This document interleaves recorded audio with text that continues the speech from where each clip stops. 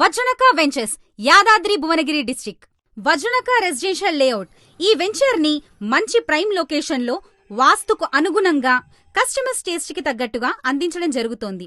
ఈ వజ్రనక residential layout లో విశాలమైన రోడ్లు అంటే 100 ఫీట్, 60 ఫీట్, 40 ఫీట్లతో పాటుగా కరెంట్, వాటర్ ఫెసిలిటీస్ కూడా ఇవ్వటం జరిగింది.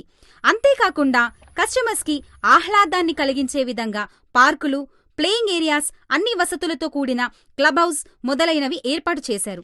ఈ వెంచర్ యాదాద్రి నరసింహస్వామి గుడి చుట్టూ వస్తున్న YTDA రింగ్ రోడ్ ని ఆనుకుని ఉండటం ఒక ప్రత్యేకత. అయితే అతి ముఖ్యమైన డెవలప్మెంట్ బస్వాపూర్ రిజర్వాయర్.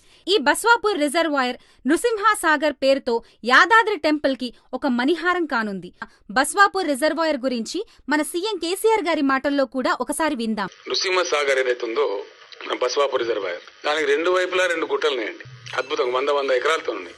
ఆ తదనంతరం కింద కూడా ఒక 250 ఎకరాలు సేకరించాలని చెప్పి అనుకుంటాం. మనకు హైదరాబాద్ సిటీకి చాలా సమీపంలో ఉంది కాబట్టి ఇక్కడ చాలా భవిష్యత్తు ఉంటుంది సార్, మాకు అవకాశం కల్పించమని అడిగినారు. ఈ బస్వాపూర్ దగ్గర ఒక 450 ఎకరాలలో మన టూరిజం కార్పొరేషన్ ఏదైతుందో, తెలంగాణ టూరిజం కార్పొరేషన్ వాళ్ళకి హ్యాండ్ ఓవర్ చేయబోతా ఉన్నాం. 11.39 TMC స్టోరేజ్ తో ఒక రిజర్వాయర్ ని నిర్మించడం జరిగింది.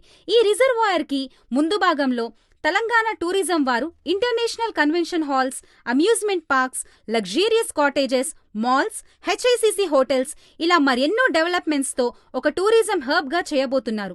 రోజుకి సగటున 50,000 పైచిలుకు మంది భక్తులు దేవాలయాన్ని దర్శించుకుంటారు.